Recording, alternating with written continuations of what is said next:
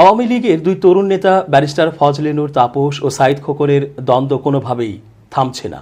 ঢাকা দক্ষিণ সিটি কর্পোরেশনের mayor barrister Fazle Noor Taposh মন গড়া ও অসত্য তথ্য দিচ্ছেন দাবি করে দোষারোপের রাজনীতি না করতে তার প্রতি আহ্বান জানিয়েছেন একই সিটির সাবেক মেয়র ও সংসদ সদস্য সাঈদ খোকন। শনিবার দুপুরে জাতীয় প্রেস ক্লাবে এক সংবাদ সম্মেলনে সাঈদ খোকন এই দাবি জানান। সাঈদ খোকন বলেন, আমি মেয়র থাকার সময় ডেঙ্গু নিয়ন্ত্রণে আপ্রাণ চেষ্টা করেছে দক্ষিণ সিটি কর্পোরেশন।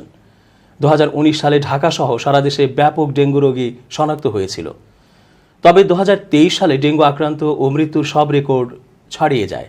দেশের পত্রপত্রিকা সহ সব জায়গায় এ তথ্য উল্লেখ করা হয়।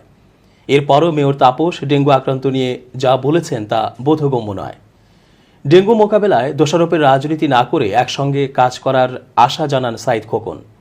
গত বুধবার শেখ ফজলে নূর তাপস সাংবাদিকদের সঙ্গে আলাপকালে দাবি করেন, মশা নিয়ন্ত্রণের কারণে 2019 সালের তুলনায় 2023 সালে ঢাকায় ডেঙ্গু রোগী অর্ধেক কমেছে।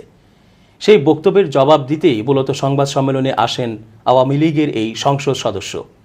মেয়র তাপসের উদ্দেশ্যে একই দলের এই নেতা সাঈদ খোকন বলেন, নিজের ব্যর্থতাকে আরেকজনের ঘাড়ে না চাপিয়ে এই ধরনের আচরণ না করি। সামনে যে একটি ভয়ঙ্কর পরিস্থিতি হতে চলেছে, সেই পরিস্থিতিকে মোকাবিলার জন্য আমরা সর্বস্তরের নাগরিক, কর্তৃপক্ষ এবং আমাদের যাদের অভিজ্ঞতা রয়েছে, আমরা সবাই মিলে আগামী দিনের পরিস্থিতি মোকাবেলা করি।